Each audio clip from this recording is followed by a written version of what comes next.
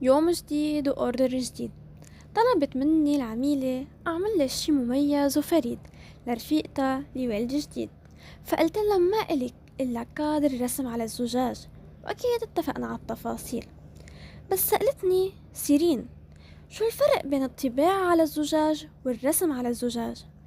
بكل بساطة جاوبتها، الطباعة هي شغل آلات بلا مشاعر، أما الرسم على الزجاج فهو شي هاند ميد، يعني هالقطعة صممت إلك خصيصا ولا ممكن حدا يكون عنده مثلها، فهي قطعة من القلب للقلب. حطولي قلب زهري بالتعليقات إذا حبيتوا الكادر.